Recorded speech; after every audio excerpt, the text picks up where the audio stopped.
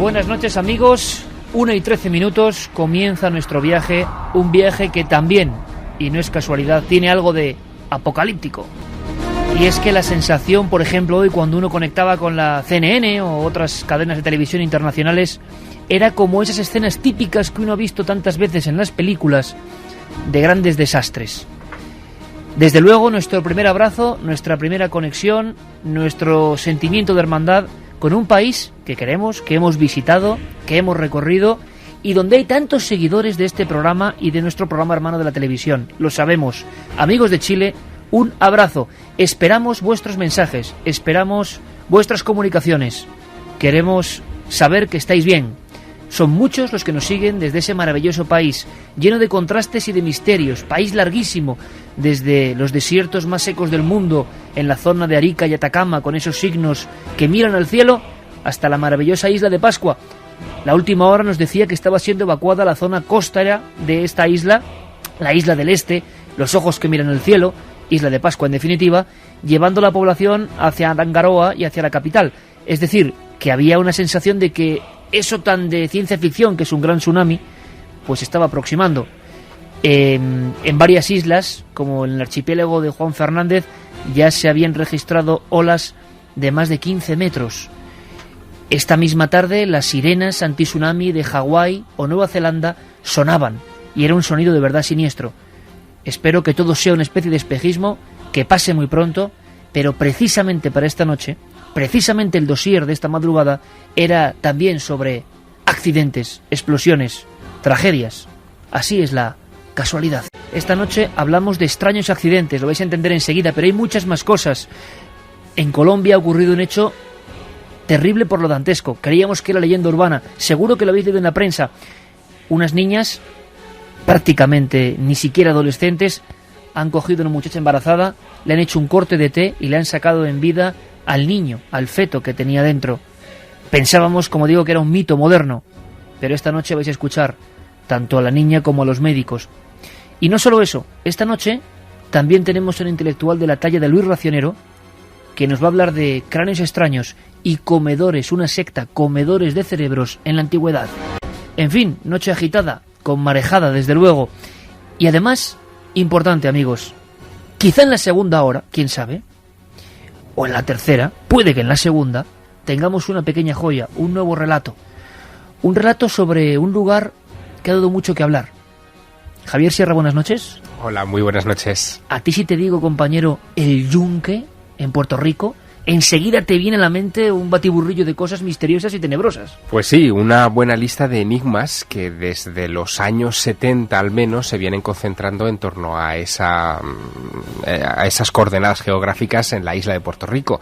Entre otras cosas, es zona militar.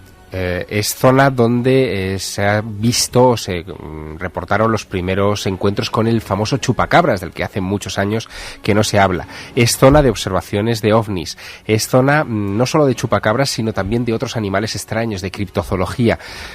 Y desde hace, como te digo, por lo menos 30 años se vienen publicando sistemáticamente noticias extrañas en torno a ese paraje.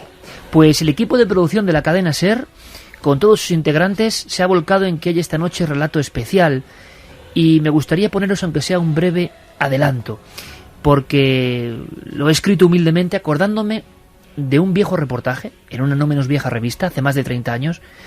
Ese artículo se llamaba Noche de terror en la montaña, y esta noche va a sonar más o menos así. Es que no logro olvidar la expresión de su cara al hablarnos de las crónicas antiguas, de los seres mágicos y de las desapariciones, de las extrañas desapariciones de niños. Eso me ha impresionado. El profesor Oribe era un veterano arqueólogo que vivía en un poblado cercano a la imponente montaña. Recibió a los dos jóvenes investigadores en su humilde habitación, repleta de figuras de barro antiguas, algunas pintadas con caras y colmillos que desde un inicio impresionaron a Juan. Y esa sensación de inquietud se incrementó cuando aquel hombre de barba blanca y anteojos les persuadió de su intento de pasar una noche en el Yunque. No vayáis, amigos. No subáis allí bajo ningún concepto. Es una montaña de culto, una montaña sagrada desde hace milenios. Un enclave donde ocurren cosas que nuestra mente racional no puede comprender. Uno allí es capaz de alucinar, de ver cosas que no existen o que sí existen. Deben permanecer ocultas. En fin, pasar la noche en el yunque puede ser una pesadilla que trunque vuestras vidas. Lo digo por experiencia. Yo estuve a punto de perder la mía. Así que relato esta noche sobre ese lugar misterioso, el Yunque, noche de terror en la montaña. Estamos recibiendo en este mismo instante, y esto es emocionante, mensajes de un montón de amigos de Chile que creo que serán hilazón importante a lo largo de estas 3 horas de radio. Muchos amigos que siguen en vivo a través de cadenaser.com, por ejemplo, nuestras emisiones. Carlos Largo, buenas noches, compañero. Buenas noches, Iker. Tenemos un primer mensaje que acaba de llegar y que nos ha dejado de gente que dice que lo está pasando francamente mal y que está viendo escenas dramáticas allí donde todavía no han llegado las cámaras. Pues sí, nos llegaba un correo desde Chile, nos escribía Claudio Torres Bravo y nos decía: seguimos siendo golpeados, acaban de informar de un maremoto en la ciudad de Talcahuano, al sur de Chile, y hay personas desaparecidas. No hay mucha comunicación con la zona. En Santiago seguimos con réplicas de 4 y 5 grados y esperamos poder pasar una noche tranquila. Pues gracias, amigos, la magia de la comunicación. Esta noche sois la voz, no solo del misterio, sino algo que está pasando ahora mismo. Ojalá nosotros, que hemos emitido nuestro programa en la isla de Pascua, a través de la única emisora que existe en Pascua, ojalá tengamos también noticias de ese lugar que tanto queremos. Esta noche es una noche abierta de comunicación con ese país, pero también hablaremos de Chile, porque seguro que hubo casos de UFO crash, extraños artefactos que impactaron contra el terreno, y de eso esta noche vamos a hablar, y mucho. Santiago Camacho, compañero, buenas noches. Buenas noches, Iker. Muchísimos casos. Importante, no vamos a hablar de Roswell, me gustaría dejarlo claro, no vamos a hablar de Tunguska, vamos a hablar de casos anteriores y de la última hora, porque desde el siglo XIX, que se tenga constatado, hay casos de extraños artilugios que se estrellan y recuperación de esos restos. Pues yo creo que efectivamente, como estábamos diciendo antes a micrófono cerrado cuando estábamos preparando el programa, prácticamente no hay ninguna zona de la Tierra ni ninguna época en el último siglo que se libre de estos casos. Vamos a hablar de casos en Estados Unidos, pero también en Canadá, en Suecia, en el Irak de Saddam Hussein, en los momentos y en las épocas más dispares. Y la verdad es que son casos que, a lo mejor por ese glamour que tiene el gran caso de Roswell, han sido injustamente eclipsados algunos, porque vamos a hablar de documentos oficiales donde ovni estrellado se pone negro sobre blanco con esas mismas palabras. Vamos a hablar de casos donde mucho antes de que la fenomenología ovni tuviese ese nombre, pues ya se hablaba de un marciano que se había estrellado con su aparato en algún sitio.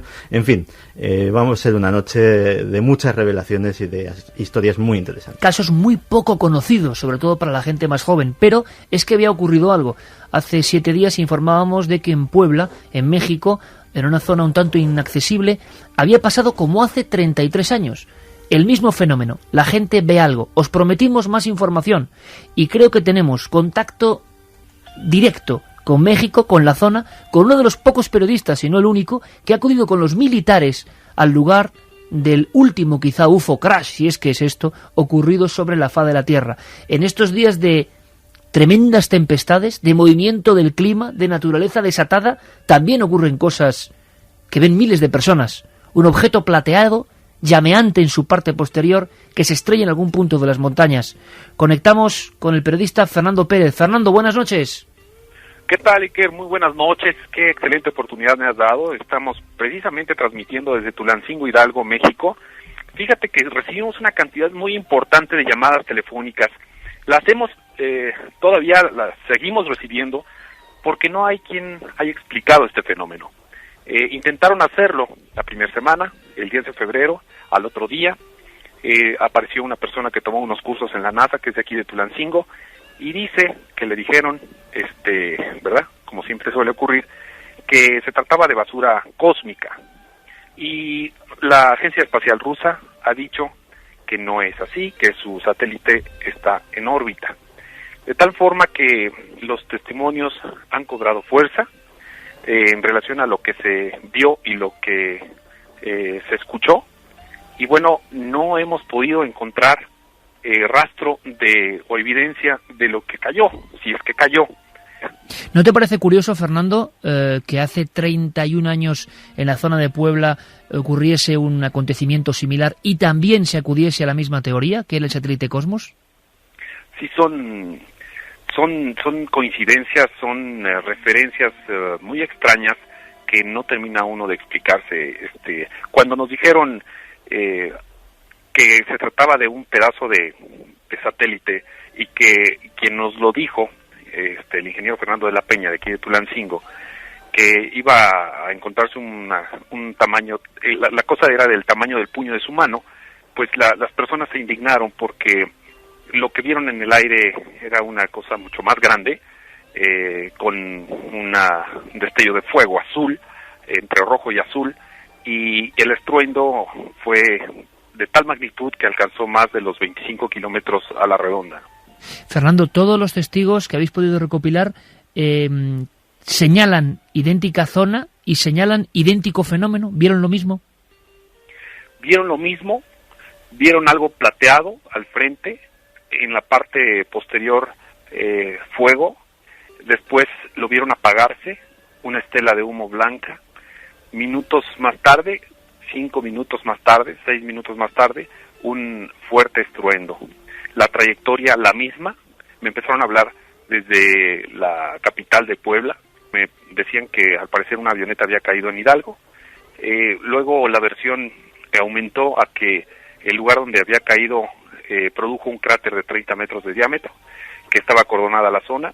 Ese mismo día en la noche nos fuimos, no encontramos absolutamente nada, Iker, y bueno, al otro día nos enteramos en la mañana, ya cuando estábamos al aire en el programa, que había estado el ejército en el lugar y que los policías que estaban municipales de algunos municipios colindantes, que estaban también en apoyo a la búsqueda de lo que había caído, los habían regresado, que no había pasado nada y que se regresaran.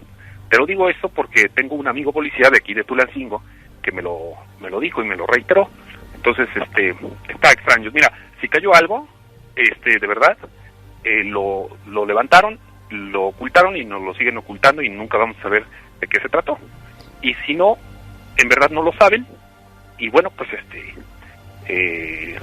vamos a esperar con el tiempo a ver si alguien encuentra algo, ¿no? La verdad es que se ha especulado mucho. Lo cierto es que también estuvo un avión con un radar dando vueltas a ver qué podía captar, un avión del ejército. Yo acompañé al ejército, como tú lo sabes, por el lugar, y bueno, pues ellos no vieron nada, yo tampoco vi nada. Caminamos 2 horas y media por el monte y pues los testimonios de la gente del lugar eran cada vez más alentadores de que por ahí había caído, pero no encontramos nada. Nada. Y Fernando, el ejército, las fuerzas aéreas se han pronunciado, han hecho algún comunicado o simplemente ha quedado todo en el silencio? Todo en el silencio, absolutamente en el silencio. Todo lo que se sabe por la gente que vio, escuchó, y algunas quedaron espantadas, por cierto, porque no solamente fue algo que pasó en el cielo, algo que atravesó, sino que fue algo que se sintió, que hizo vibrar la tierra y vibrar las ventanas de nuestras casas. Por lo tanto, con la descripción que nos das, parece más que un fenómeno natural, algún tipo de artilugio, bien sea un prototipo o de cualquier otra característica, que tenía algún problema en su parte posterior, o sea, algo plateado y que al mismo tiempo emitía fuego en una de sus zonas, no en completo. Tengo 2 testimonios. Una señora que se encontraba en el Parque El Caracol, que es un parque exclusivamente para diversión de los peques, y me dijo, yo le vi a esta bola que ustedes dicen bola de fuego, como si fuera un jet. Lo vi de frente como si fuera un jet. Luego otros señores que fueron solitos al programa, que llegaron, el señor y la señora, recuerdo ahorita su nombre, Carlos Sandoval, me dijeron, yo iba caminando sobre la calle céntrica de Tulancingo, que se llama Libertad, y observé como si fuera un mercurio, como si fuera el mercurio de un termómetro, lo que iba al frente de esta estela de fuego. Entonces coinciden en que el color del artefacto era plateado. Fernando, pues seguimos alertas, seguimos esperando nuevos acontecimientos, aunque parece que no se ha encontrado ni el más mínimo resto de lo que podía ser y suele ocurrir fragmentos meteóricos de bólidos o de otras rocas espaciales, vamos a llamarlo así. No se ha encontrado, nadie os ha llegado con la noticia de muestras recogidas, ¿no? Y, ¿sabes? Esto ha causado un impacto tal en la gente que abrió como una caja de Pandora.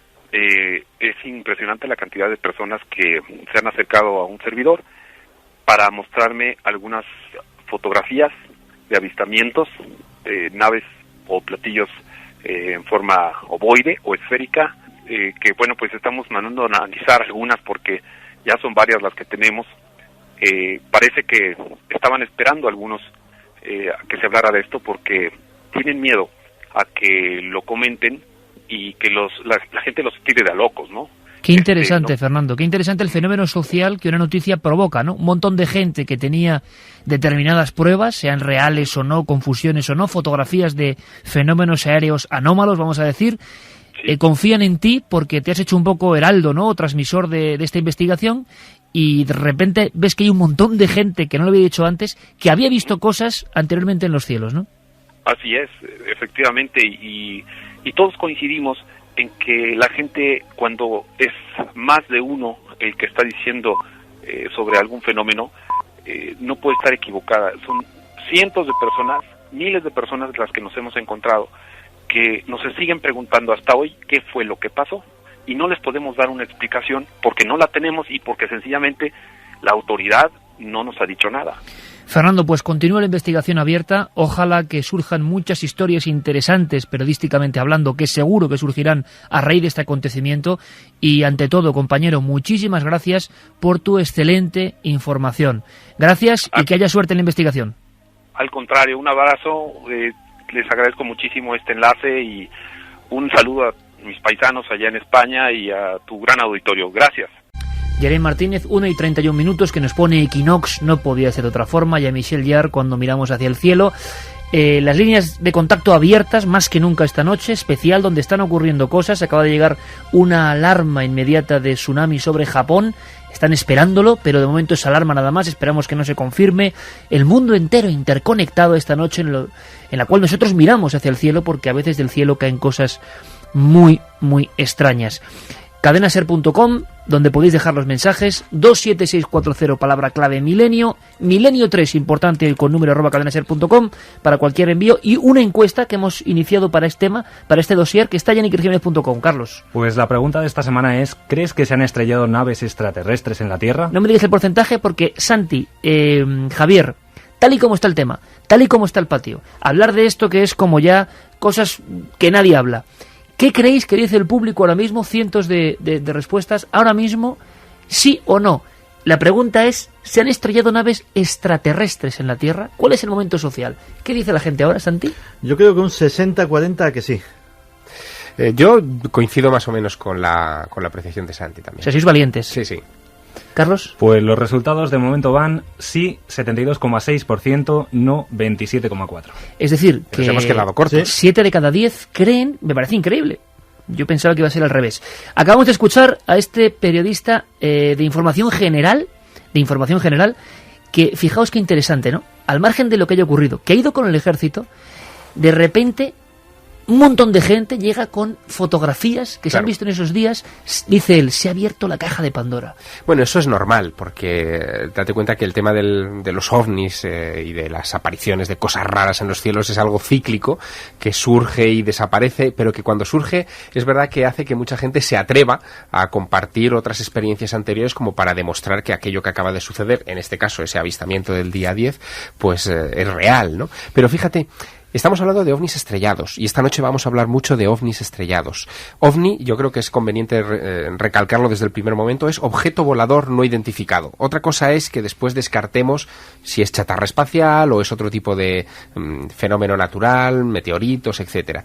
Pero una cosa que creo que es importante subrayar es que este tipo de experiencia, como la que acaba de ocurrir en Puebla, no es la arquetípica en un ovni estrellado. Es decir, no hay en un caso normal de UFO crash, como decías antes, acudiendo a la terminología anglosajona, no hay cientos, sino miles de testigos que ven algo en el firmamento y que después ese algo cae en el suelo. Normalmente son pocos los testigos que ven caer un objeto en una zona remota que es acordonada por los militares y vaciada inmediatamente. Pero aquí no, aquí tenemos miles de testigos que han visto algo raro, que han oído, porque hay un gran estruendo en el firmamento. Como tiemblan las ventanas. Eso es, como si hubiera roto la barrera del sonido. Algunos cálculos incluso hablaban de que aquello volaba a 15.000 kilómetros por hora, es decir, a mucho más, muy por encima de la barrera del sonido, y que, por lo tanto, se puede estar refiriendo a algo, yo diría que material.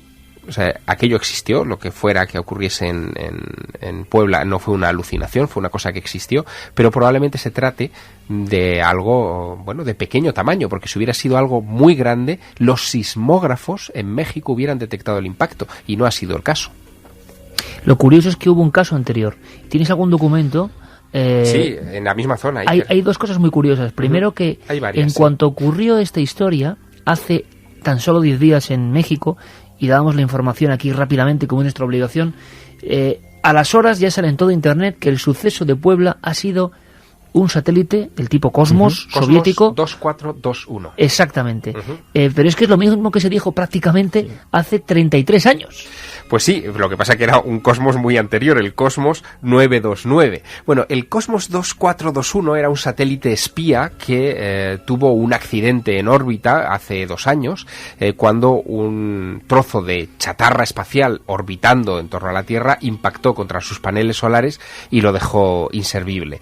La Agencia Espacial Soviética parece que decidió destruirlo en órbita y lo convirtió en un amasijo de 300 fragmentos, de los cuales 65 son especialmente grandes y que su reentrada en la atmósfera puede causar serios problemas. De hecho, la Agencia Soviética del Espacio, que se llama Roscosmos, había previsto la reentrada de algunos de esos fragmentos grandes para abril de este año, es decir, dentro de un par de meses, no ahora mismo, sino dentro de un par de meses. Aunque han negado que lo que haya caído ahora mismo en México forme parte de, digamos, de ese satélite. ¿Por qué lo niegan? Bueno, aquí hay dos posibilidades. Si realmente es el Cosmos 2421, pueden negarlo primero porque es un satélite espía y por lo tanto la parte tecnológica que ha caído en México tiene un valor estratégico que no quieren que caiga en manos, digamos, desprevenidas, y por lo tanto prefieren desmentirlo. O dos, porque quieran evitar responsabilidades civiles. Imagínate por un momento que ese fragmento cae encima de un núcleo poblado, por pequeño que sea, y causa víctimas, bien heridos o bien cosas peores. La Agencia Espacial Soviética tendría que asumir las responsabilidades, y eso es un tema bueno, de derecho internacional y que crearía muchos problemas. Está la gente en México bastante inquieta con estos sucesos, sabiendo que ocurrió algo hace 33 años. Enrique de Vicente, de sobra conocido, ya estaba en esa revista que precisamente es la que inspiró Contactos Extraterrestres, se llamaba, que inspiró el relato de esta noche que luego escucharemos, y se habló de unas laminillas, es decir, de hace 33 años, prácticamente en el mismo lugar, la recuperación de unos restos. Vamos a escuchar a Enrique y nos cuentas. Justamente cerca de Puebla, en México, ha habido otros incidentes anteriores. El más espectacular fue el 29 de julio de 1977 y fue investigado por varios investigadores mexicanos, buenos amigos míos. Un objeto se estrelló en ese estado mexicano y algunos trozos cayeron cerca de la ciudad de Jolapa. Entre los restos que se recuperaron había una lámina metálica de la cual se han reproducido multitud de fotografías y que quedó custodiada por las autoridades municipales. Pero muchos testigos, como en otros cientos de casos en todo el mundo, aseguraron haber visto restos de un ovni que eran custodiados por militares. Hay multitud de casos en todo el mundo, incluido en España, en los cuales nada más tener lugar el estrellamiento, vienen autoridades militares norteamericanas y acordonan la zona. Laminillas, fragmentos recuperados en el mismo lugar hace 33 años. ¿Qué sabemos de ellos? Pues sabemos que el fragmento mayor cayó en una casa particular, en el patio de una casa particular, y que el testigo, que se llamaba Miguel Cruz, pudo ver cómo a unos pocos centímetros donde él se encontraba descansando en ese momento, cae una lámina, un trozo de metal al rojo vivo que tiene que dejar... te mata, vamos, sí, que te cae encima, bueno, te si mata. le cae encima, le mata, evidentemente. Pues que tiene que dejar enfriar, tienen que que pasar más de una hora hasta que aquello empieza a tomar un color más oscuro, lo recoge, lo entrega al sacerdote del pueblo diciendo, bueno, haz lo que quieras con esto porque yo no quiero saber nada de este asunto, por si acaso era algo satánico o en fin, o algún tipo de maldición. El sacerdote lo guarda y al cabo de un tiempo, cuando ya se hace famoso este incidente, porque son miles las personas que ven una estela cruzando el país de parte a parte aquel 29 de julio del 77, pues un grupo de investigadores haciendo trabajo local se encuentran con esta historia, parten con un escoplo ese fragmento, se llevan la mitad del fragmento a su casa, duermen en un cajón durante unos cuantos años hasta que uno de estos investigadores escribe al NORAD, se llama Héctor Escobar Sotomayor, le envía el fragmento, el NORAD con los datos disponibles examina ese fragmento y establece cuál es la aleación exacta del material. Es un material fundamentalmente hecho de hierro, pero también con otros componentes que hacen una aleación muy especial de materiales de alta resistencia, y establece que pertenece a un satélite espía soviético, el Cosmos 929, sin ningún género de dudas, aclarando parte de ese misterio, fíjate, unos cuantos años después, porque es en 1990 cuando el NORAD da todas estas explicaciones. Y ahora, con el caso actual, no se ha dicho absolutamente nada, no se ha recuperado nada. Sería bastante sencillo, ¿no?, si es el satélite soviético. Mira, ruso. Sí, claro. Lo que ocurre con este asunto es que hay datos muy contradictorios, Iker, que es lo que hace que lo que acaba de ocurrir en Puebla sea todavía más misterioso quizá que aquello de julio del 77 en Puebla. Por ejemplo, los datos en cuanto a la hora de la aparición del objeto, que ven, como te digo, muchos testigos, se contradicen en arcos que van entre las 2 y las 3 horas de diferencia. Algunos lo ven a las 3 de la tarde, otros lo ven a las 6 o 6 y pico de la tarde. Luego también hay mucha rumorología extraña. Por ejemplo, se habló de que se había hundido un puente a raíz del impacto del objeto. Un cráter de 30 metros también. Suelo, efectivamente, y de un cráter de 30 metros. Ni hay un puente hundido, ni hay un cráter de 30 metros que se haya podido localizar. Y por supuesto no hay un fragmento que se pueda poner bajo el microscopio y podamos determinar qué es lo que ha pasado ahí. Pero algo serio desde luego ha sucedido, algo que ha visto mucha gente, algo que ha causado conmoción en la población y que, será objeto sin duda de investigación. Yo creo que quienes se van a interesar inmediatamente por esto son, y aunque esto parezca de película, no lo es, los de siempre, los Estados Unidos. Los Estados Unidos, desde los años 40, tienen puesto en marcha un programa para la recuperación de este tipo de objetos en cualquier parte del planeta. Ellos no parten de la idea de que sean naves extraterrestres, o no necesariamente. Piensan que pueden ser fragmentos de tecnología de China o de Rusia que les puedan ser interesantes para sus, trabajos en estrategia militar. Y ese proyecto tiene un nombre fascinante, tiene un nombre muy evocador, se llama Proyecto Moondust, basura espacial o polvo lunar. Ahí está, el Proyecto Moondust. Y no olvidemos, Santi, que en nuestra Instrucción General 40/5 de obligado cumplimiento en nuestras fuerzas aéreas hay una parte, en ese documento tantos años oficialmente bajo el secreto, donde se determinaban protocolos de actuación para la recuperación de restos de supuestos ovnis. Pero es que la actualidad viene tan candente, es increíble que haya pasado esto en estos 10 días, porque nos vamos a Mongolia, antes de empezar nuestro repaso histórico, a Mongolia, donde llega el último teletipo. Pero es que además viene con fotos, pastores junto a objetos que se han estrellado. Pues sí, a muy pocos kilómetros de la capital mongola, de Ulan Bator. Unos pastores nómadas, de los que hay cientos en el desierto mongol, pues de repente una noche, la noche del pasado día 19 concretamente, es decir, hace absolutamente nada, se llevan la sorpresa de su vida cuando ven caer del cielo 2 objetos, uno de ellos de unos 10 kilos de peso, pero el otro enorme de 2 toneladas, que se dice pronto. Y los examinan, y no solamente eso, sino que la noticia se filtra y hay efectivamente fotografías. A día de hoy nadie ha reclamado absolutamente nada, no hay aviones perdidos, no hay, salvo que sean, como bien decía Javier, asuntos secretos, no hay registros de reentradas de chatarra espacial, Pero en esas fotos vemos, sobre todo el objeto enorme, lógicamente, que tiene un aspecto, digamos, bastante terrestre. Es un objeto evidentemente metálico, formado por planchas de metal laminado superpuestas. Hay una parte que está evidentemente rota y retorcida, y vemos como son planchas de pequeño grosor superpuestas unas con otras, evidentemente para hacer una superficie más resistente. ¿Qué puede ser? Pues no lo sabemos. Muy cerca en términos espaciales está el cosmódromo de Baikonur. Es posible que sea una fase de un cohete. Las misiones que tienen como objeto, pues por ejemplo, el lanzamiento de satélites espía o las misiones militares no tienen obviamente ningún tipo de publicidad. Puede ser la reentrada de una fase de un cohete, de un lanzamiento que no estaba registrado. Puede ser una reentrada efectivamente que tampoco estuviera registrada, o incluso se ha especulado que haya ladrones de chatarra.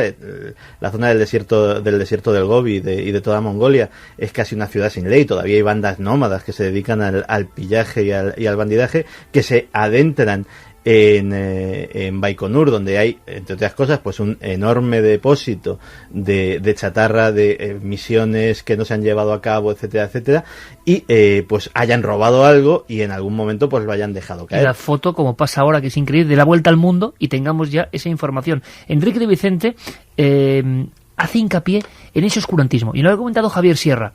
Y ahora empezamos nuestro viaje a la historia, que hay casos impresionantes donde las autoridades, sobre todo las americanas, a partir del siglo XX, años 40, acordonaban la zona de inmediato. Y esto le inspira poca confianza a Enrique de Vicente.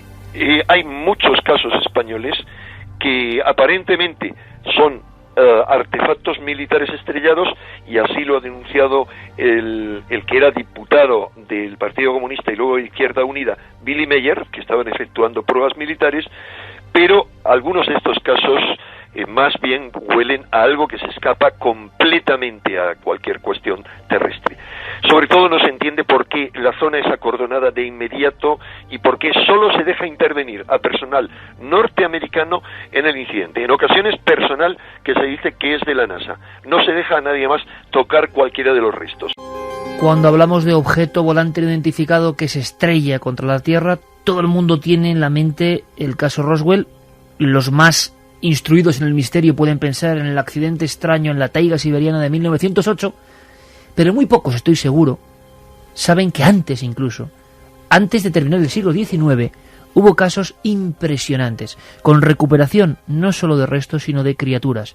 Comenzamos un viaje a la Limón con Javier Sierra y con Santiago Camacho, en busca de documentación pura y dura, historias increíbles, por ejemplo la de Aurora.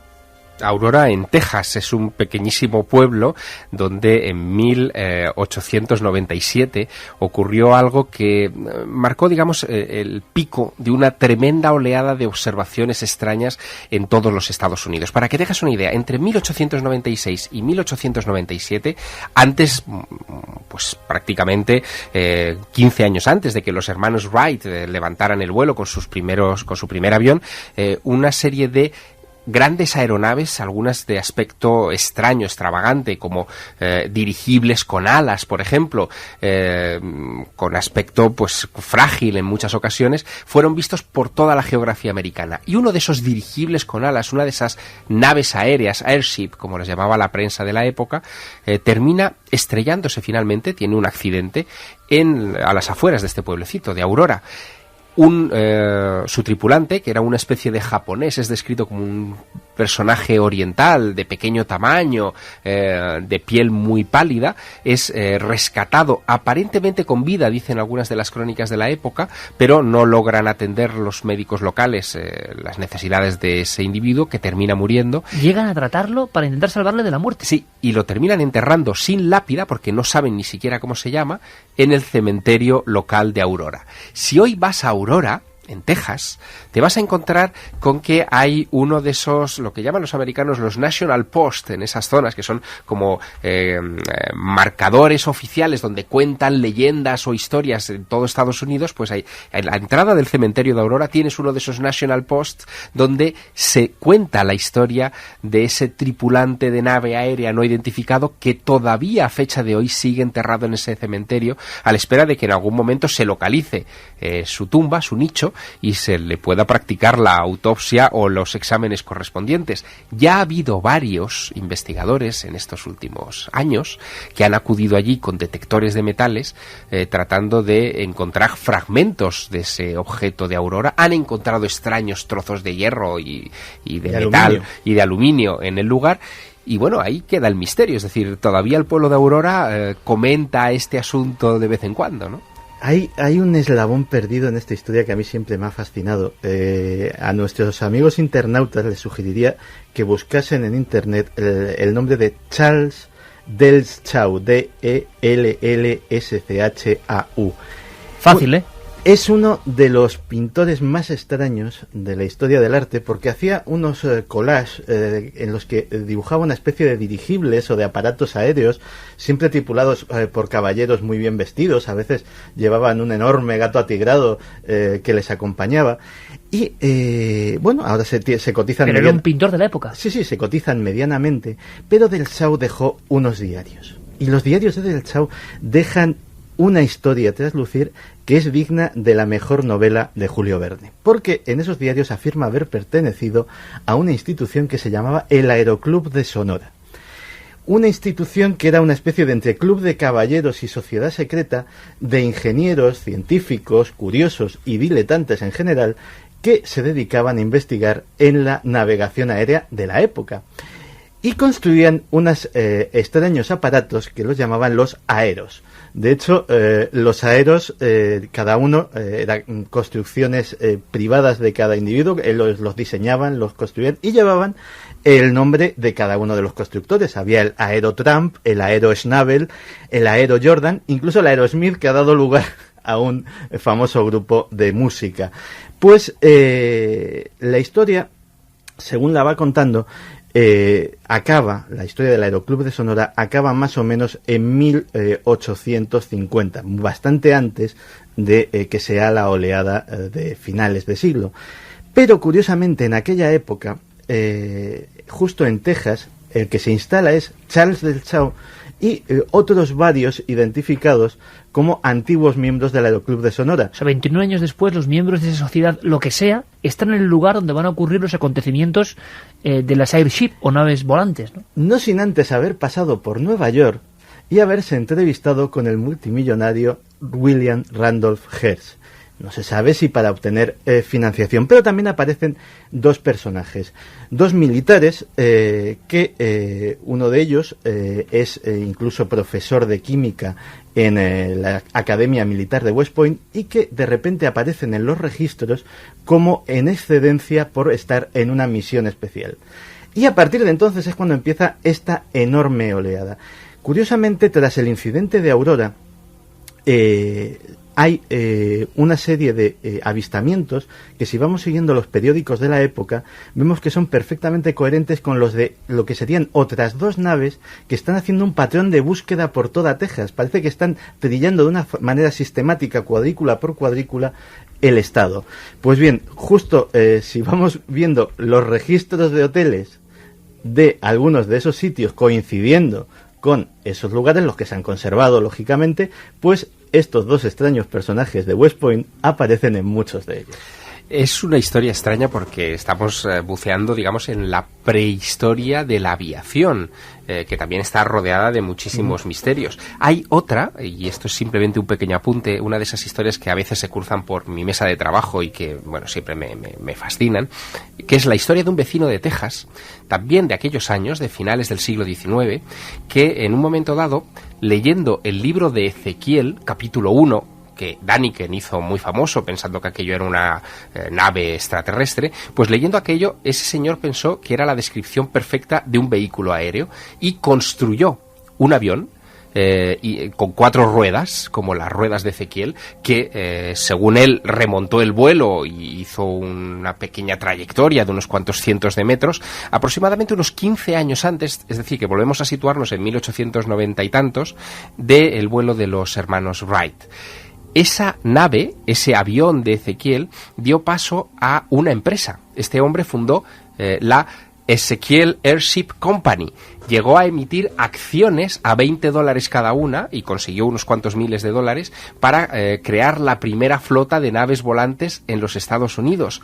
Pero finalmente tuvo mala suerte. El prototipo que él tenía que llevar a la feria de San Luis, que era una feria de inventos en aquella época muy famosa, pues el prototipo cayó fulminado por un rayo en el tren que lo llevaba al pueblo y no pudo presentar su invento y perdió todo aquel dinero. Pero hoy existe un museo en Texas, que yo he visitado, donde está la reproducción 1:1 de ese avión de Ezequiel. Caramba, es casualidad también esta historia, ¿no? Algo debía ocurrir en los cielos y en los lugares concretos de esa zona a final del siglo XIX, o mejor dicho, en la década de los 70 del siglo XIX. Pero no solo allí. Enrique de Vicente encontró casos sorprendentes, por ejemplo, en Argentina, 1877, y yo creo que os vais a quedar de piedra, todos los que estéis al otro lado, al escuchar esta crónica, que como tantas otras aparecía en prensa y luego se olvidaba, y quizá es la raíz de un misterio que nos ha acompañado desde entonces. Tenemos un relato en el diario La Capital de Rosario, publicado en Rosario, en Argentina, de octubre de 1877. Y en esos artículos, un químico apellidado Sebar narra que mientras caminaba cerca de un río, se topó con una gran roca negra de forma ovoide y gran tamaño, 25 metros por 37, decidieron perforarlo y tras 6 días de trabajar, entraron en una habitación de 2 metros cúbicos donde había lo que ellos escribieron hace siglo y medio como una ánfora de metal blanco. En su interior, en una segunda sala, había una especie, lo que ellos escribieron como una tumba rectangular, que para mí no era una tumba, sino algo que no interpretaron, con un cuerpo. Y decía el periódico concretamente, no tiene cabellos, doy la descripción porque es idéntica a los supuestos seres humanoides supuestamente capturados en otros ovnis hace 3, 4, 5 décadas. Decían, no tiene cabellos, el cutis debió ser liso y sin barba, pero ahora está arrugado y parece cuero curtido, que es la misma descripción que se da recientemente. El cráneo es triangular y la cara aplastada. En vez de nariz tiene una trompa saliendo desde la frente, una boca muy pequeña y 2 órbitas de las cuales se han extraído los ojos. Obviamente lo de la trompa parece risible, pero ¿cómo iban a interpretar en 1877 un aparato de respiración? Historias, casos, sucesos, recuperación de supuestos cadáveres venidos de partes desde luego desconocidas. Seguiremos con esta información, con esta crónica, pero estamos siempre, y más esta noche, muy atentos a los mensajes de toda la audiencia, mensajes que llegan por las diferentes vías. ¿La encuesta cómo continúa, Carlos? Pues esa pregunta, ¿crees que se han estrellado naves extraterrestres en la Tierra? El sí lleva un 71,6 y el no 28,4. Pues para mí, sorprendente. Mensajes, tenemos comunicación con más gente de Chile, ¿verdad? Pues sí, nos siguen mandando mensajes desde Chile. Por ejemplo, nos comentan, saludos desde Chile, poco antes de comenzar el terremoto los perros se han puesto inquietos y han comenzado a aullar. Una prueba más, del sexto sentido animal. Trapiche también nos comentaba, es increíble cómo la naturaleza nos envía mensajes devastadores resaltando nuestra vulnerabilidad. Ánimo Chile, los milenarios y España están con ustedes. Nos escribía también Tomás, buenas noches, escribo desde Sevilla, ¿no creéis que están ocurriendo demasiadas catástrofes seguidas en poco tiempo? ¿Casualidad? O tenemos mucha información al mismo tiempo, pero vamos, la sensación, como decíamos al principio, de ver la tele esta tarde-noche era terrorífica. Rodrigo desde Chile nos decía también, respecto al tema de la semana pasada, mis padres que están en el sur de Chile nos dijeron que nuestra perra lloró todo el día viernes. Realmente nuestros amigos caninos nos cuidan. Saludos desde Chile. Oye, impresionante esto, chicos. Dedicábamos el programa anterior al sexto sentido animal y están venga a llegar mensajes de Chile de la extraña actuación de sus perros antes del terremoto. Continuamos. Terremoto en Haití, invierno de lluvias inusual en España, iceberg gigante que se desprende del polo, terremoto en Chile. ¿Se recuerdan tantos acontecimientos tan consecutivos? ¿Se acaba el mundo? Nos contaba Javier desde Dos Hermanas. Hola Iker, en un portal web de Terra hay un vídeo del terremoto de hoy en Chile. Se nota muy claro las luces blancas del fondo. Esto me hizo recordar el terremoto de mi país, en Perú, el año 2007. Nos comentaba Hugo. Otro intruso absolutamente habitual, ¿verdad? Las extrañas luminarias antes o después de terremotos. Sí, generalmente antes. Son como avisos. Algunos geólogos incluso, piensan que se trata de luces producidas por piezoelectricidad, cuando dos capas de roca se mueven o se rozan entre sí, pueden provocar este tipo de fenómenos luminosos. Pero en otras ocasiones da la sensación de que esas luces son inteligentes y duran mucho en el tiempo y ya no son tan explicables naturalmente. Vamos a viajar a otros lugares a la vuelta, a otros lugares que van de sitios tan distantes, por ejemplo, como Escandinavia. Los aviones fantasmas o cohetes fantasmas de Escandinavia, también hubo recuperación de restos, sí, Santi. Y se fueron además los cohetes fantasmas a Grecia de viaje una temporadita. Que es otra historia de la prehistoria de la aviación, porque no existían cohetes en aquella época. Pero se veían, se estaban viendo. Seguimos en la segunda hora con mucha más información, nuestro relato y este viaje por extraños accidentes en esta semana tan apocalíptica y tan terrorífica en muchos aspectos. 2:07 de una noche muy especial, muy movida. Tanto que antes incluso de viajar a esa prehistoria del fenómeno, nos espera Suecia y los cohetes fantasma antes de los cohetes y la recuperación de restos. Ha ocurrido algo, esto es, en fin, el bullir constante de los teletipos. Tenemos alguna información, es una información que traen Carlos Largo y Fermín Agustí, porque también en estos días tan apretados de acontecimientos, otra vez el cielo, explosiones, se ha hablado incluso de una coloración que ocupó toda una parte del Ecuador rural. Acaba de ocurrir, nuestra obligación contarlo. Este es nuestro informe. El pasado 8 de febrero, a las 3:30 de la tarde, varias poblaciones de los alrededores de Jipijapa, provincia de Manabí, en Ecuador, escucharon una extraña explosión de origen desconocido. 24 horas después, los mismos hechos se volvieron a producir, pero con menor intensidad. Las autoridades policiales se pusieron a investigar y pronto surgieron las primeras hipótesis. Manuel Santana es corresponsal en Jipijapa en el Diario de Ecuador. A ver, unas personas dicen que pudo haberse tratado del hundimiento de un área de terreno, porque una señora en una ciudadela, la ciudadela San Vicente de aquí Jipijapa, nos decía que cuando ella escuchó la explosión le dio la sensación de que la tierra se hundía. En otra parte, en otro barrio de Jipijapa, en otra ciudadela, un ciudadano le pareció que era el choque de dos vehículos. Otra persona nos decía que pudo haber sido el volcán Tungurahua, que queda en la zona interandina del Ecuador, que estaba en esos días en actividad volcánica. En los sectores de la costa es donde más se sintieron los temblores de tierra, habiendo incluso alguna rotura de cristales en casas. La policía y los bomberos recibieron multitud de llamadas y se realizaron las primeras batidas en búsqueda de pruebas materiales que aclararan el misterioso suceso. El ingeniero Julio Torres, jefe del Cuerpo de Bomberos de Jipijapa, fue una de las personas que estuvieron en alguno de los lugares implicados. Tuvimos contacto con el ingeniero Roque Mendoza, que es el director de la Secretaría de Técnica y Gestión de Riesgo de acá de Manabí, y nos pusimos de acuerdo con él para hacer un recorrido a nivel de costa, a nivel de Puerto López, Salango, Cayo y la boca de Cayo, incluso hasta Pueblo Nuevo, pero no se logró descubrir nada. Hubo rumores de que en el cantón Pueblo Nuevo, unos 50 kilómetros de acá del cantón Jipijapa, en la parte alta, en la parte montañosa, habían sentido que en ese sector era. Acudimos también con el ingeniero Roque Mendoza, pero se pudo comprobar que no era un fogonazo como de una especie de candela que habían prendido por ahí, pero tenía tiempo esa situación. Estamos también en los próximos días, queremos acudir a un sector también de acá de Jipijapa, la cuesta que le llaman, porque se supone que a partir de que hubo la explosión del día 8, ha habido un hundimiento de unos 6 hectáreas de montaña. No hemos podido llegar al lugar porque el lugar es sumamente fangoso, pero estamos esperando de que calmen las lluvias acá en Jipijapa para acercarnos al lugar a ver qué exactamente es. La prensa pronto se hizo eco de la noticia y aparecieron los primeros rumores entre la población. Se habló de que el cielo cambió de color e incluso que los pájaros emitían ruidos pocos habituales.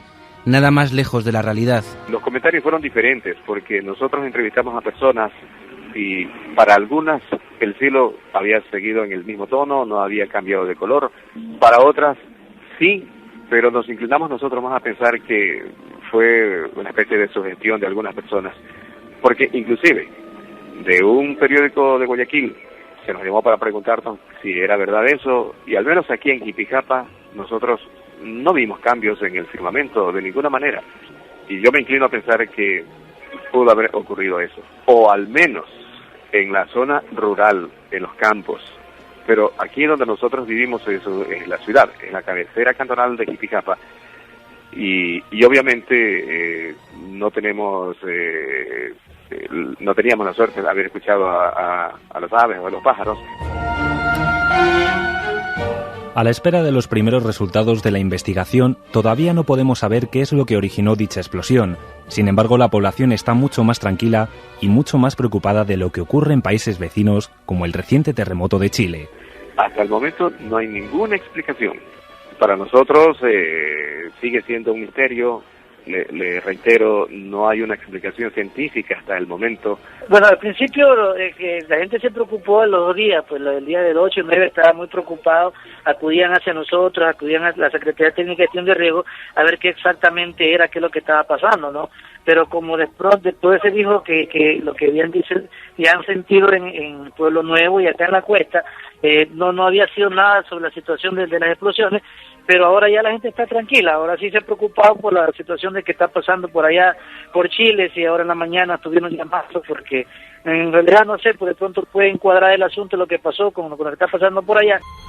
Es hasta cierto punto lógico que los propios protagonistas de estos hechos lo encadenen o relacionen con lo que acaba de pasar en Chile, aunque no tenga nada que ver. Explosiones, sugestión colectiva. Da la impresión, compañeros, que hemos escuchado antes de acontecimientos tristes para la humanidad gente que se sugestionaba con señales en el cielo, pero da todo ese ambiente, ¿verdad? Da todo ese ambiente terrorífico, aunque quizá la explicación natural sea otra bien distinta, bien diferente. Tenemos más información que nunca, pero está coincidiendo especialmente en estas últimas horas. No sé qué opináis de esta última información sobre Ecuador. También hace escasos 10 días, explosión en el cielo, gente que ve cosas o siente cosas extrañísimas y al final no hay pruebas, no hay nada y ni siquiera hay explicación oficial. Bueno, yo creo que estamos ante quizá un efecto de los tiempos, porque cosas raras suceden todos los días, en todos los momentos y rincones del planeta. Lo que ocurre es que nunca hasta ahora, hasta fechas relativamente recientes, habíamos tenido la capacidad de canalizar toda esa información y de ponerla encima de una mesa de redacción como la de este programa. Pero cosas de este estilo suceden permanentemente. Ahora bien, no deja de ser extraño que en una línea, digamos, más o menos continua, como pueda ser la que uniría México con Ecuador, con los sucesos de ahora de Chile, es decir, que todo en el cono suramericano, desde Centroamérica hasta el cono suramericano, se esté concentrando toda esa información ahí. Eso sí que es significativo, sí que es extraño. Pero no hay precedente, al menos que yo conozca, que relacione explosiones en el cielo con movimientos sísmicos, por ejemplo, que es un poco lo que está fraguándose ahora mismo en los teletipos y en las informaciones que están llegando. Yo no conozco ningún precedente de conexión hasta la fecha. Sí, como decía Javier, yo creo que es clave la cantidad de información y la facilidad con la que discurre. Hace unos meses cayó en mis manos un libro que había pedido, que eran las obras completas de Charles Fort, que en castellano está publicado, que yo sepa, solo el libro de los malditos, pero hizo otras obras. Esos volúmenes están repletos hasta los topes de explosiones celestes, señales de todo tipo, nacimientos monstruosos, todo tipo de señales alarmantes que este buen señor, con una paciencia de santo, recopilaba en fichas que guardaba en cajitas de zapatos, y que, le convirtieron en el primer extrañólogo, digámoslo así, de la historia. Si todo eso toda esa información hubiese caído en el Internet de la época, con su secuencia temporal. Pues hoy ha habido una explosión en el cielo, no sé dónde. Un aspecto apocalíptico efectivamente, constante, ¿no? Aunque también hay que decir, Santi, que hace 5 años teníamos la misma capacidad informativa y no ha coincidido tantas cosas, creo yo, raras en una semana casi como esta, de un tipo parecido. No, está siendo un invierno muy duro, muy crudo, en muchos sentidos y para mucha gente en este planeta hasta ahí, eso es innegable y es cierto. Pero que también hay un cierto síndrome del 2012 y que eso está calando de una forma que yo personalmente que consideraba inesperada. Es decir, yo me esperaba algo, pero no lo que estás palpando en la calle. Sí que lo hay, y es cierto, o sea, hay una inquietud y yo creo que todos viviremos mucho más tranquilos el 1 de enero de 2013, vamos, sin lugar a dudas. Vamos a viajar hasta Suecia. Una cosa que a mí se me olvidaba, que es que tenemos un regalo para todos los participantes en las diferentes vías de contacto. Carlos. Pues sí, gracias a Disney y a los compañeros de To Be Confirmed tenemos hoy para sortear 3 packs de DVDs de la 5ª temporada de Perdidos. Así que ya sabéis, todos aquellos que queráis participar podéis enviar vuestros mensajes al 27640 palabra clave milenio 3. También podéis utilizar la vía de contacto del correo electrónico milenio3 con número @cadenaser.com o bien la página web cadenaser.com. Y está ese pack de Perdidos, en fin, que parece paradójico, pero es así, es una situación también un poco catastrófica. Una isla en la que pasan cosas raras todo el tiempo. Exactamente. ¿No? Queremos información de Isla de Pascua, a ver qué pasa a última hora, Carlos, a ver si me puedes confirmar algo de nuestra querida Isla de Pascua, que dicen que está siendo evacuada la zona de la costa, pero como hay tantas informaciones contradictorias, incluso cuando pasa un acontecimiento de este tipo, hay que verificarlo. Mandamos además un abrazo y un beso muy fuerte a Carmen, que está reponiéndose, no está en su puesto habitual, está reponiéndose de un accidente casero, y es que, en fin, hemos tenido todos una semana realmente prodigiosa en ciertos aspectos, pero todo perfecto y todo sin ningún problema. Vamos a Suecia, compañeros, vamos a hablar de estos cohetes fantasma, de esa prehistoria, antes de que se hablase incluso del fenómeno UFO, el fenómeno OVNI. En Suecia están pasando cosas. ¿Qué es esto de los cohetes fantasma? Y sobre todo lo que me interesa para esta noche es, ¿llegó a haber cohetes fantasma que se estrellaron en la fría Escandinavia? 2000 avistamientos de lo que la prensa dio en bautizar cohetes fantasma hubo en Suecia entre mayo y diciembre de 1946.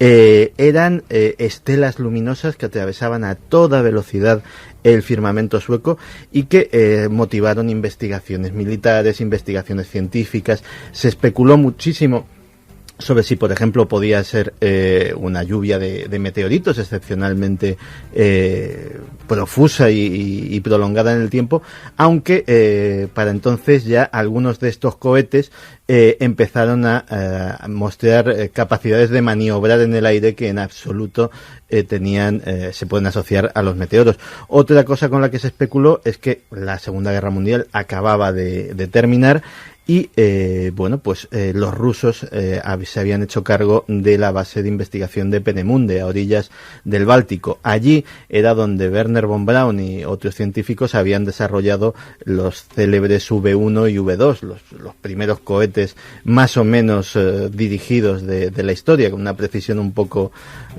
así, pero que de momento pues para sembrar el terror en Londres pues les sirvió, ¿no? Y que pues estaban realizando pruebas hasta el punto de que el servicio secreto sueco manda una directiva a todos los periódicos de Suecia recomendándoles encarecidamente que no publicasen podían publicar noticias de los avistamientos, pero nada de publicar ni el lugar ni la trayectoria ni velocidad del objeto, para que los hipotéticos científicos rusos que estarían probando armas secretas alemanas pues no tuvieran pistas que les facilitasen su investigación. Y así las cosas, empieza a haber también algunos objetos que se declaran estrellados. Hay circulando por internet unas fotografías cuya autenticidad es más o menos apócrifa, en las que se ve la recuperación de un extraño objeto a todas luces de fabricación y de factura humana, con cartelitos en alemán y alguna que otra cruz gamada, pero el más famoso de estos accidentes o de estos objetos estrellados es el que sucede el 19 de julio de 1946 en el lago Kolhar. directamente se monta una operación tremenda con submarinistas, con botes, con detector de metal, con sonar, intentando localizar el objeto, y realmente de lo que se encuentre allí no sabemos absolutamente nada. ¿Se recuperó algo? Se recuperó algo, hay testimonios que hablan de fragmentos de un cráter enorme en el fondo del lago, pero realmente saber de cierto, hasta que esa información, que todavía está en su momento clasificada en Suecia, y que, como decía Enrique de Vicente, aquí también intervienen rápidamente los militares estadounidenses.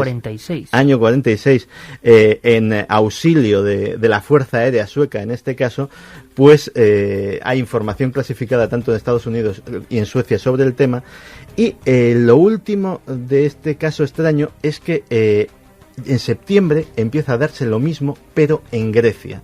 Y en Grecia la parte digamos más impresionante es que, aparte de producirse un fenómeno similar, se hace una comisión de investigación en que se pone al cargo de ella al doctor Paul Santorini, que es el que es un gran científico que ha estado involucrado en el proyecto Manhattan, en la construcción de la primera bomba atómica. De hecho, es suya la autoría del disparador de proximidad que hizo que la bomba, justo al tener la altura adecuada, pues detonase. Y este hombre empieza a hacer pesquisas sobre la historia, y en un momento dado llegan las autoridades norteamericanas y le prohíben seguir investigando.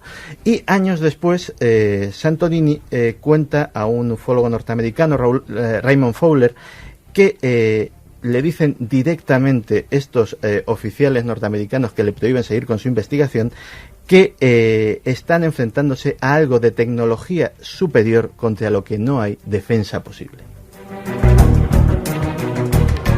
Pero claro, estos acontecimientos pueden tener que ver con lo humano, es decir, artilugios, artefactos, secretos, prototipos que no tienen que ser conocidos.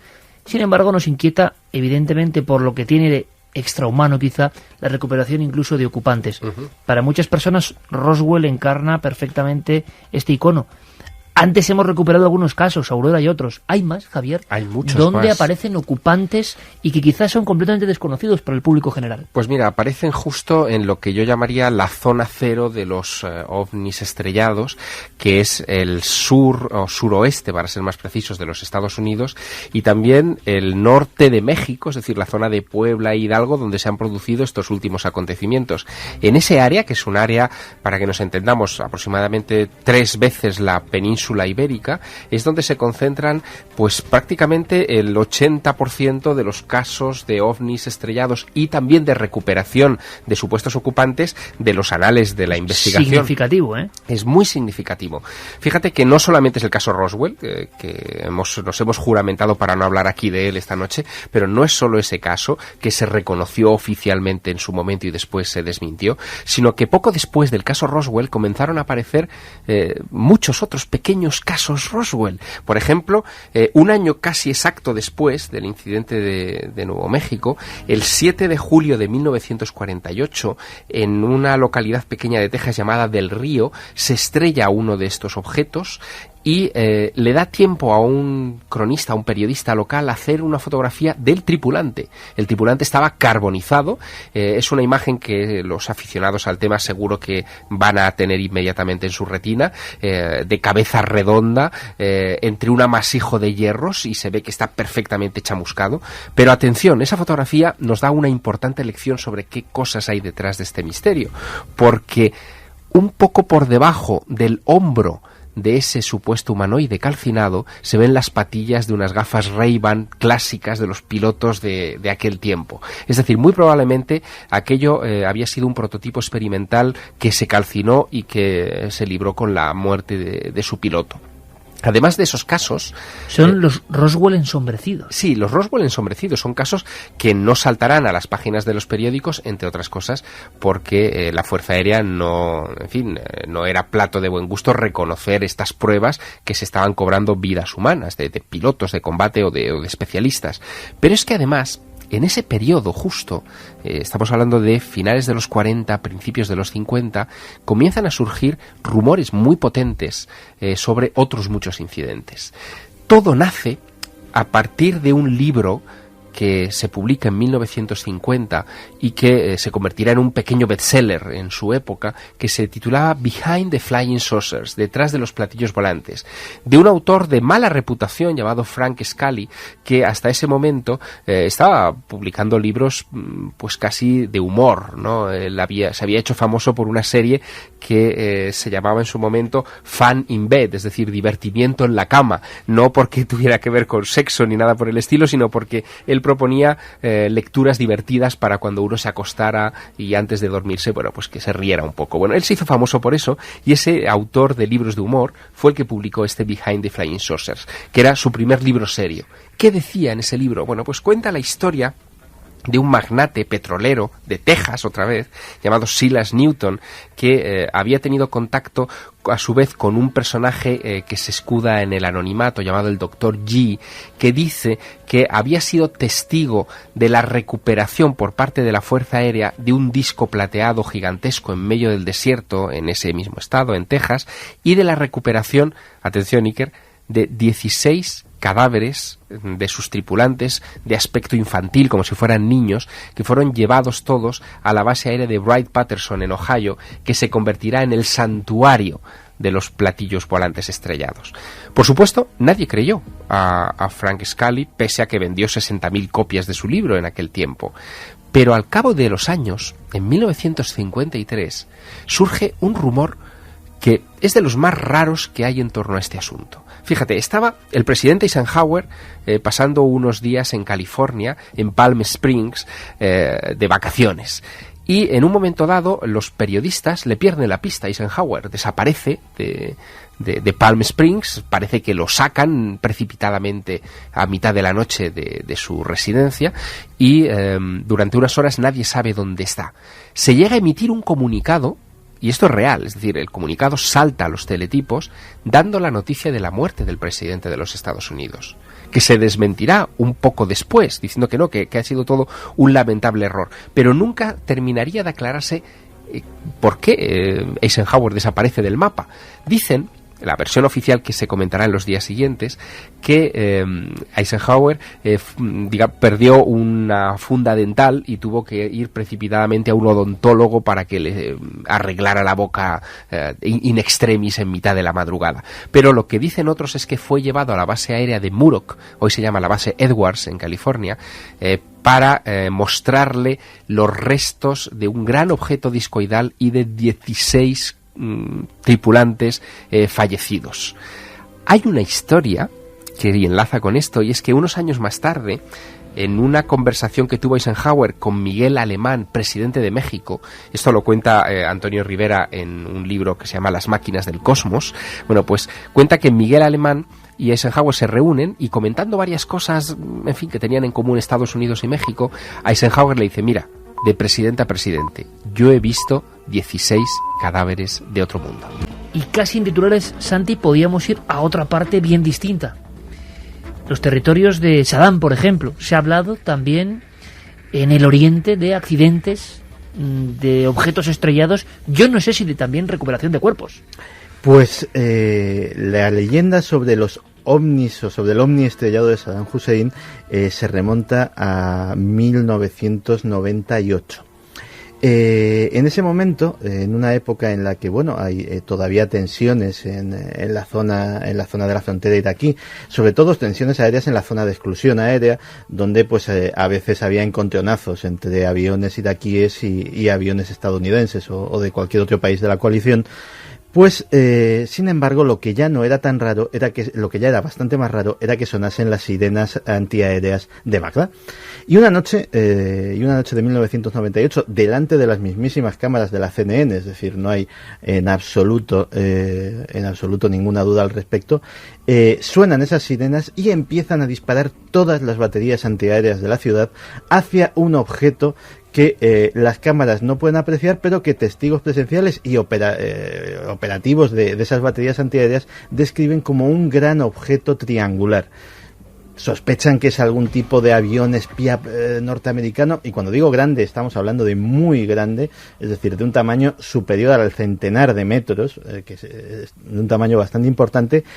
Y empieza, después de esa noche extraña que recuerda a todo el mundo en Bagdad, empiezan a circular por la ciudad historias de que aquello ha sido derribado.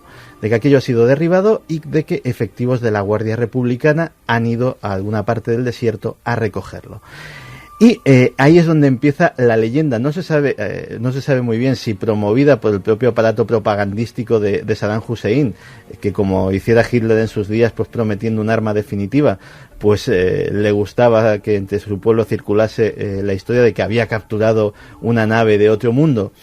Pero lo cierto es que buena parte de los foros conspiranoicos se empiezan a nutrir de ella, y a día de hoy todavía hay mucha gente que dice que la actual invasión de Irak es ni más ni menos porque los norteamericanos necesitaban a toda costa hacerse con aquel aparato.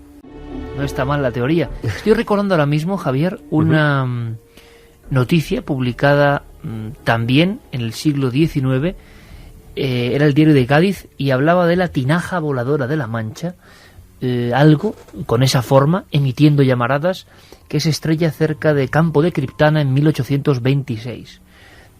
Hay, en la época, imaginaos, inicios casi del siglo XIX, un acordonamiento, intervención de las autoridades competentes, búsqueda de restos, nada, ni rastro. 1826. Mucha gente, muchos amigos están preguntando, ¿y España?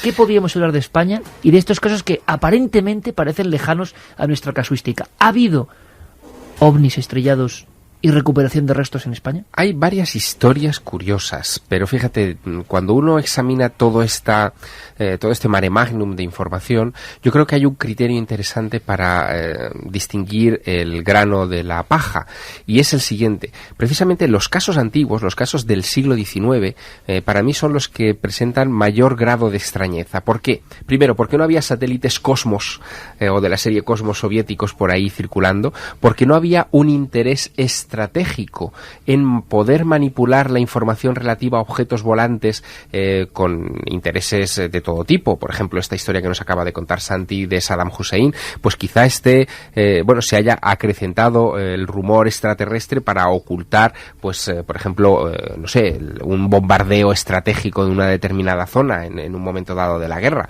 Bueno, todas estas cosas pueden suceder y hay muchísimos ejemplos de ello en la historia. Pero en el siglo XIX eso no existía. Los objetos volantes simplemente estaban en la imaginación de los locos, pero no estaban en la mente de los militares o de los gobernantes. Por lo tanto, esos casos son los interesantes. Ahora bien, casos en la casuística o en la colección de anomalías españolas. Bueno, hay varios. Hay uno, por ejemplo, de un objeto en forma cilíndrica que se encuentra bajo las aguas del Mediterráneo, enfrente de Benicàssim, y que aparece en la literatura ufológica de vez en cuando como un fantasma. Varios investigadores que además practicaban el buceo estuvieron en su momento buscando los restos de ese cilindro no identificado que supuestamente caería en algún momento del pasado en esa zona y que jamás se encontró.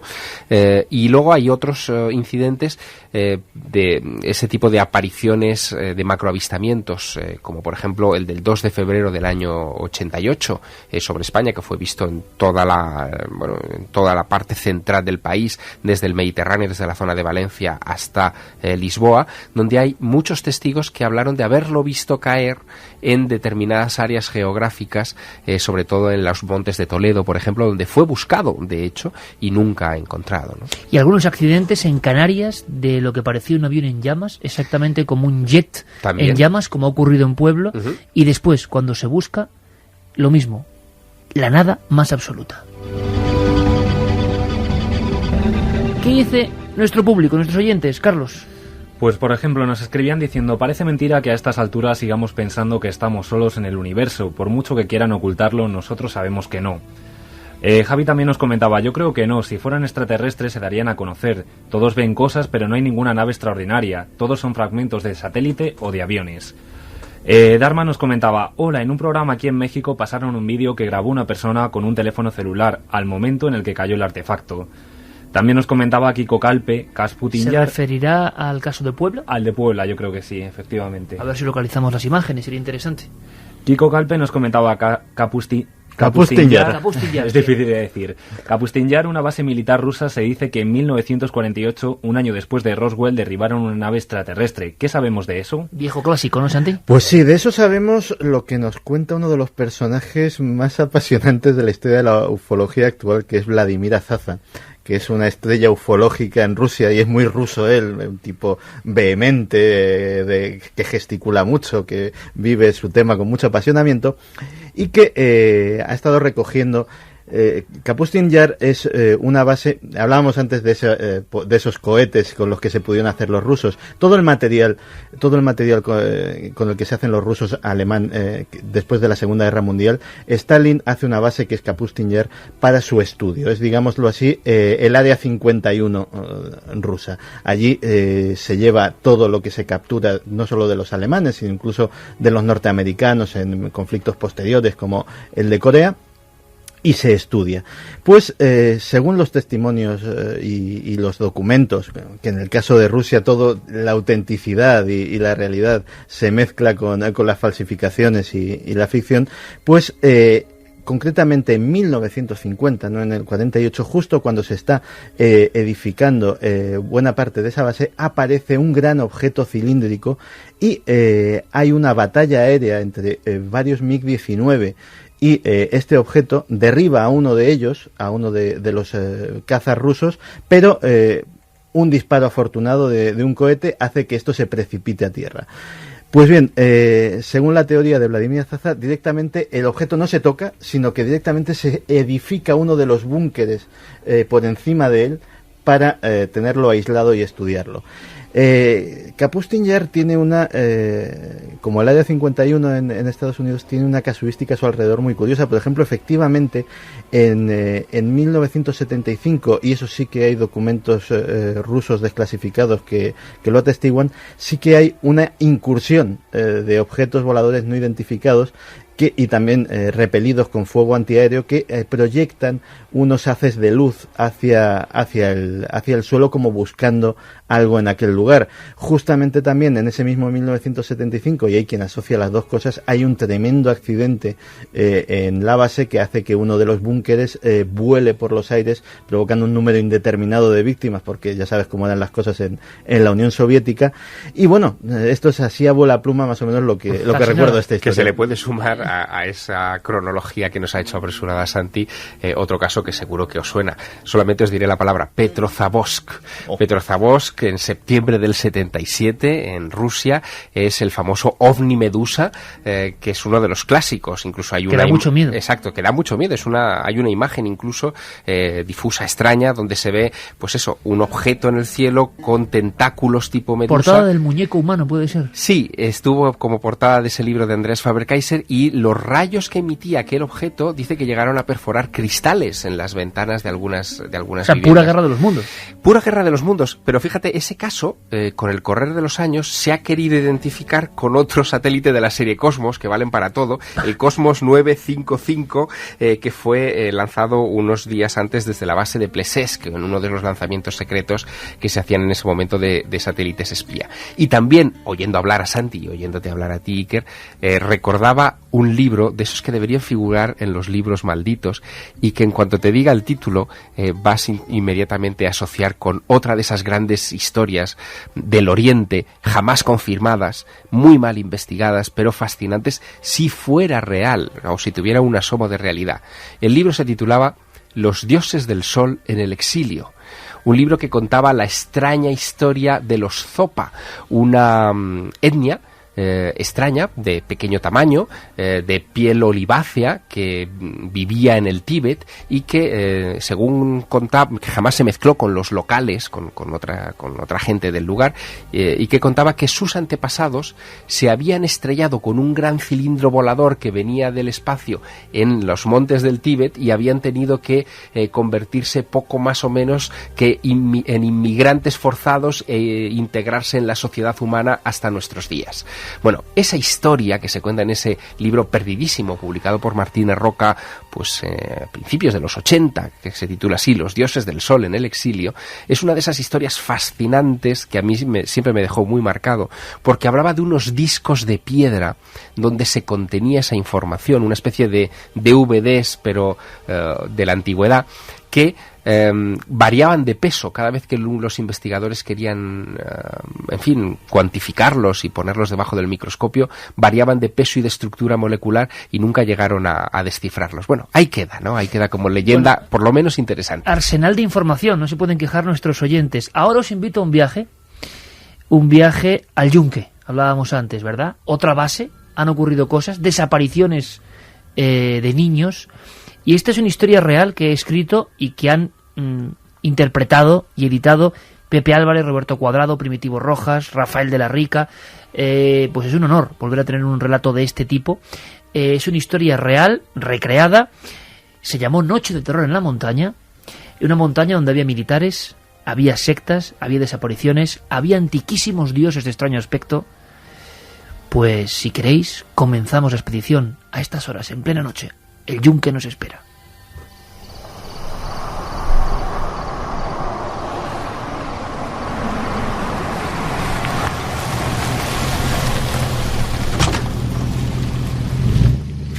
Bien, ya hemos llegado. Desde aquí ya hay que subir andando, ¿sabes? Podríamos arrimar el coche un poco más allá, pero tiene razón. Ya cae la noche y la quebrada la tenemos justo ahí abajo, sí. Lo mejor es dejarlo aquí. Descarguemos el equipaje. La cámara con película infrarroja, la tienda de campaña, los cassettes de grabación. ¿Está todo, Juan? ¡Juan! ¡Juan! Sí, dime, te escucho. ¿Qué te pasa, hombre? Te veo pálido. No, nada. Sencillamente es que no logro olvidar todo lo que nos ha dicho el profesor Oribe. ¿A estas alturas me vas a decir que tienes miedo? Juan y Heriberto tenían ganas de ver con sus propios ojos lo que muchos vecinos venían denunciando en las últimas semanas. En todo Puerto Rico se hablaba de los extraños sucesos que se estaban produciendo en la montaña de El Yunque, un macizo con vegetación frondosa situado a 40 kilómetros de la capital. Es que no logro olvidar la expresión de su cara al hablarnos de las crónicas antiguas, de los seres mágicos y de las desapariciones, de las extrañas desapariciones de niños. Eso me ha impresionado. El profesor Oribe era un veterano arqueólogo que vivía en un poblado cercano a la imponente montaña.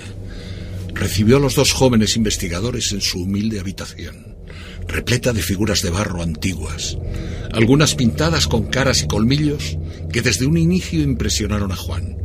Y esa sensación de inquietud se incrementó cuando aquel hombre de barba blanca y anteojos les persuadió de su intento de pasar una noche en el Yunque. No vayáis, amigos. No subáis allí bajo ningún concepto. Es una montaña de culto, una montaña sagrada desde hace milenios. Un enclave donde ocurren cosas que nuestra mente racional no puede comprender.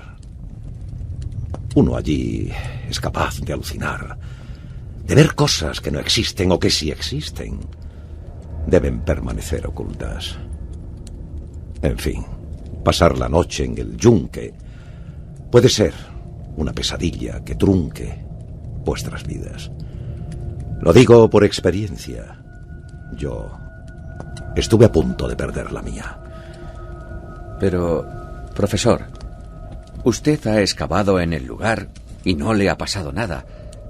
Se habla tanto de luces, de fenómenos extraños, que queremos comprobarlo por nosotros mismos. No queremos que nadie nos lo cuente. ¿Lo entiende? Sí, pero eso son cosas de los dioses oscuros. ¿Conocer para qué? Mire, amigo, yo sabía muy bien lo que hacer en cada campaña arqueológica. Tenía que encargar ritos, incluso sacrificios de animales para aplacar a las deidades que guardan el Yunque. Es una tierra que, por cada cosa que arrancas de ella, tienes que pagar con sangre. Eso lo sabían muy bien los antiguos. Pero no querrá que junto a nuestras cámaras llevemos unos pollos para degollar allá arriba, profesor. Eso, ¿verdad, Juan? Eso no es nada científico. Ya lo sé, ya. Sí, hay ladrones de tumbas que siguen expoliando la zona. Y los indios suaras hace siglos sabían que esto iba a ocurrir. Por eso enterraron figuras de sus demonios.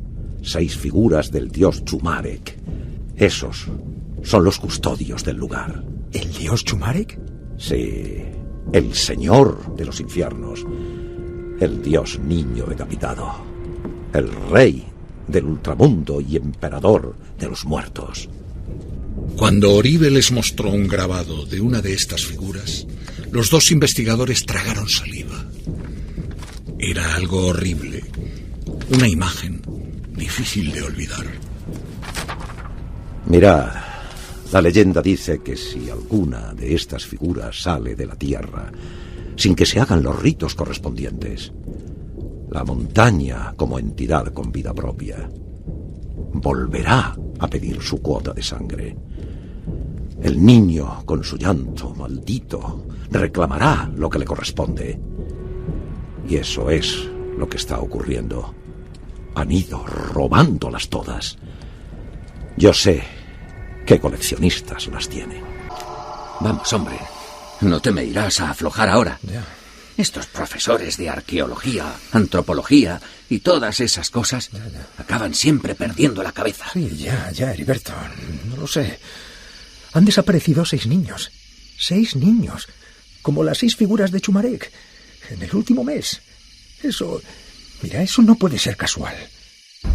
Efectivamente, en aquel mes de octubre de 1973, los vecinos de poblados como Barranca Negra, Cabezo Lucero y Cristo Redentor habían denunciado a la policía la desaparición de niños pequeños que, jugando en las inmediaciones de sus casas, casi pegadas a la montaña, se habían esfumado, sin dejar rastro. No se encontró ni un solo cuerpo. No sé, Heriberto.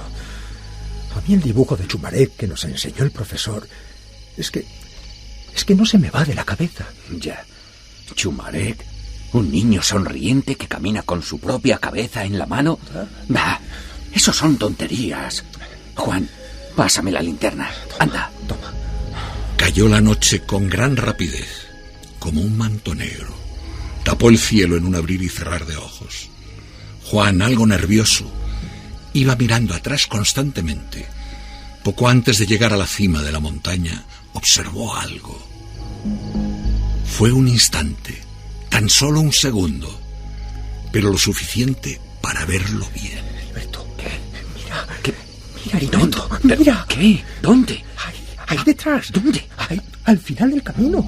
Sí. Mira ahí. Sí, ya lo veo. Efectivamente, Juan tenía razón. Había 3 figuras que se aproximaban lentamente. Los 2 investigadores se quedaron petrificados. No estaban solos. Son 3 mujeres. 3 mujeres. Ya, Juan, ya lo veo. Echándose a un lado, tratando de confundirse bajo un árbol para no ser vistos, los 2 hombres intentaron mimetizarse entre las sombras. Juan, shh, calla, cállate, calla. Eran 3 mujeres que caminaban en paralelo, vestidas con una especie de túnicas. Las 3 muy despacio. Sin mirarles, pasaron por el camino que moría en la cima. No detectaron la presencia de los 2 intrusos y sus caras tenían una expresión singular, una sonrisa congelada, una sonrisa terrible. Heriberto, ¿qué? ¿Lo has visto? Sí. Ni siquiera han pestañeado. Están como muertas. Pero sonreían. Sonreían como Juan, Chumarek. Juan, tranquilo, tranquilo, que nos van a ver. Debemos descubrir lo que ocurre. Mira, ya no están, ¿lo ves? Ya. Han desaparecido. Justo allí. Ya no están. Ya lo veo. Las 3 muchachas, silenciosas, se habían perdido en la oscuridad. Para Juan no cabía duda.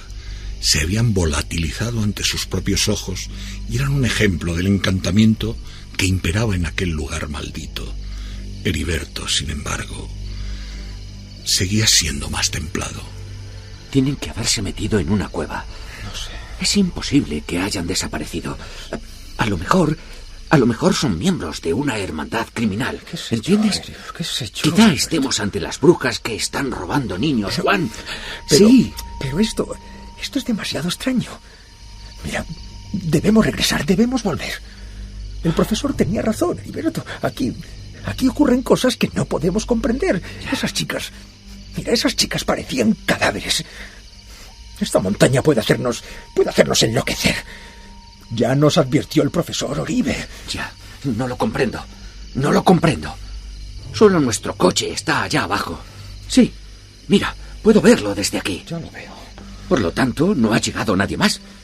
3 muchachas jóvenes, solas, caminando más de 30 kilómetros. No sé. Es algo que no me cuadra, Juan. Ya, pero... Cuidado. Estoy escuchando algo. Juan, ¿lo oyes? ¿Lo oyes, Juan? ¿Qué?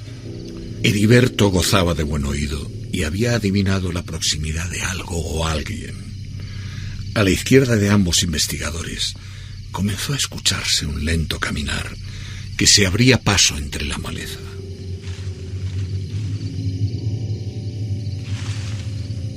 Algo estaba acercándose campo a través en su dirección.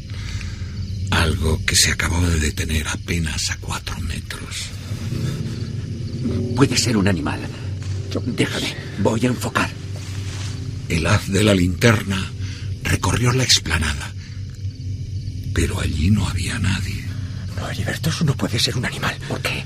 Eran pasos claros. Eran pasos de personas. Ya. Aquí hay más gente además de nosotros. ¿Sí? Nos están rodeando. Ya, Heriberto, volvamos al coche. Volvamos ya. En aquel momento, la linterna que llevaba uno de ellos enfocó casi accidentalmente hacia la cima. Y entonces volvieron a ver 3 siluetas. No eran las 3 mujeres con las que antes se habían encontrado. Simplemente 3 sombras de forma humana bajaban a su encuentro, cada vez más deprisa, casi a la carrera. ¡Corre, Juan! ¡Corre! ¡Eso, nos van a coger! ¡Levanta, Juan! ¡Levántate! ¡Vamos! ¡Levanta, que nos matan! Franqueando precipicios y barrancos que morían a cada lado del pequeño sendero, a punto de despeñarse en más de una ocasión, los 2 amigos llegaron hasta la explanada donde aguardaba el coche. Pero allí tuvieron que frenar la carrera en seco. Los 3 individuos rodeaban el vehículo, lo observaban como si nunca hubiesen visto uno, pululaban a su alrededor y hacían ademán de mirar al interior. Eran otras 3 figuras, vestidas con un sudario tan oscuro como la noche. Déjame. Esto hay que fotografiarlo, Juan. No sé si... Espera un poco. Esto puede ser una prueba de todo lo que está pasando. Seguro que sí, pero... A ver, Heriberto, cuidado. Cuidado, que nos van a ver. Sí. La luz del flash delató a los 2 investigadores. Pronto las figuras que deambulaban junto al viejo Ford se detuvieron. Las 3 a la vez, como si siguiesen una misma orden. Después se unieron en paralelo y comenzaron a subir lentamente en busca de los intrusos. El miedo, una vez más, había dejado rígidos los músculos de Juan y Heriberto. Algo los mantenía allí, una fuerza invisible que los sujetaba y que no les dejaba lanzarse en una frenética carrera hacia alguna salida. Mira, Juan, es un cuchillo. Llevan un cuchillo. El terror más absoluto los dominó por completo.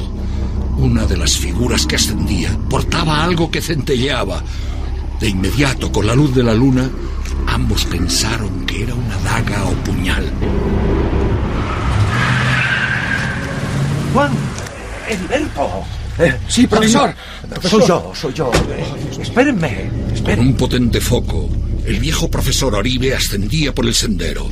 Su haz de luz blanca pareció disolver rápidamente aquellas figuras de pesadilla, tanto a las que estaban a la espalda de los 2 investigadores, como a las otras 3 que habían comenzado a aproximarse de frente. Profesor, Dios santo, estamos rodeados. Unas mujeres. Luego unos espectros con... Sí, con un puñal, profesor. Vámonos, vayámonos de aquí cuanto antes. Vámonos, profesor. Vámonos. El coche de los investigadores había quedado completamente bloqueado. Algún tipo de energía o electromagnetismo lo había inutilizado. Todos montaron en la furgoneta del profesor Oribe y huyeron del yunque como alma que lleva el diablo.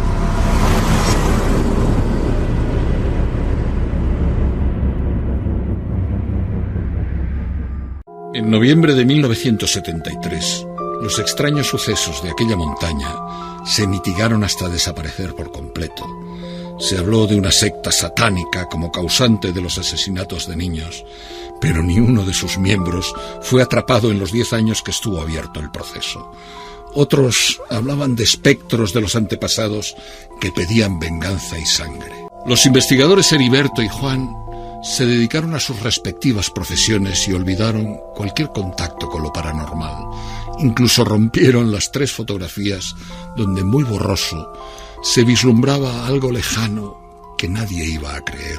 La leyenda cuenta que un viejo arqueólogo robó las 6 figuras de un viejo dios, esparcidas por diversas haciendas de Puerto Rico, y las fue enterrando pacientemente bajo la luz de la luna llena, como si cumpliese una misión sagrada. Los vecinos de los poblados cercanos ya no contemplaron más las luces extrañas que rondaban por el monte sagrado.